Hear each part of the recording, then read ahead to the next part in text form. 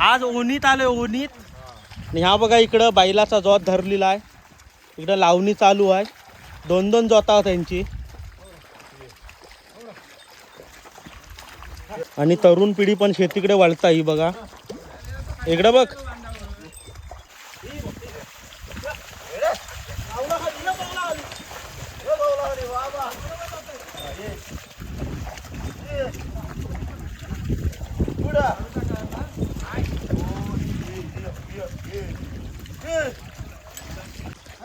या इकडे आजोबा बघा अजून काम करतात.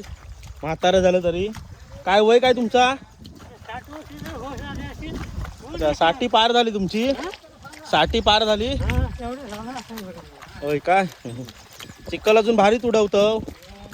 बैल मारणार नाही ना आता. माझ काहीतरी कोपऱ्यात ढकलतील. ह्या बघा इकडं रॉप ठेवलेला आहे.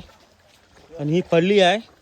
चिखलावर फिरवाय म्हणजे जमिनीची लेवल कराय लावणी लावण्यासाठी. आणि रॉप लावायच्या आधी असा खत मारला जाता.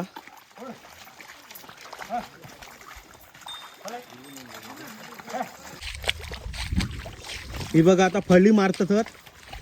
जोतानच फळी मारतात. ही बघा खाली फळी लावलेली आहे नागराच्या.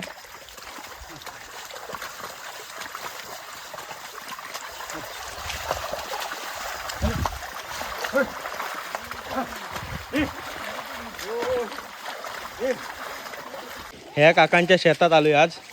काका किती वर्ष जोत धरतो तुम्ही? या 7वी सोडल्यापासून. काय म्हणतं? होय होय 7वी सोडल्यापासून अगदी जोत धरलं होतं आतापर्यंत. शेतीची लय आवड आहे. लय आवड. ओके.